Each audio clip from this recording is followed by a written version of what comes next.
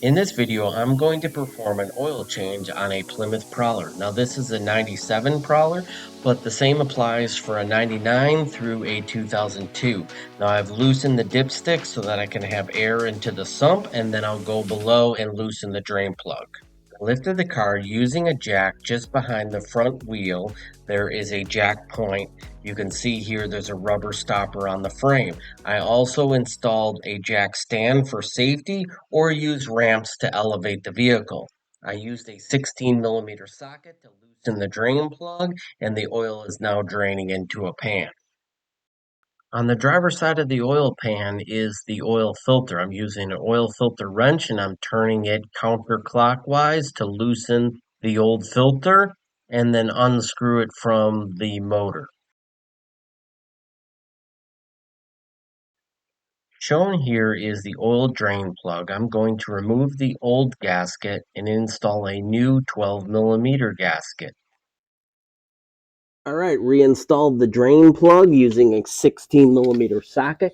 You're going to set your torque wrench to 20 foot-pounds or 27 Newton meters, and then you're going to simply just tighten that up and then check it with the torque. I like the K&N oil filters because they have this 1-inch hex nut on the end, so it allows you to torque it to the proper specifications, which is 15 foot-pounds or 20 Newton meters.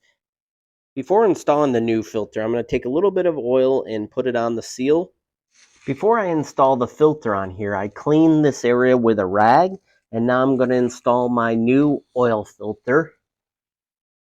Reach up in here,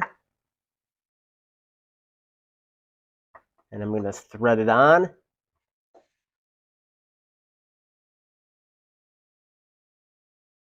Put it on there hand tight.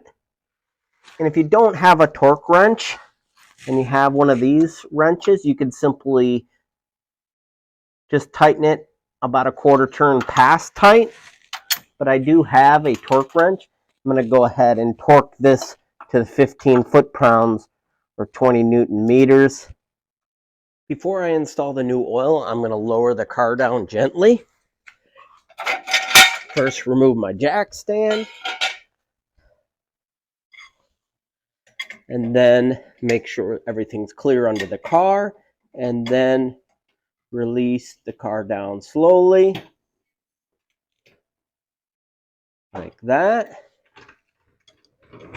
Pull this away, and now I'm ready to install the oil.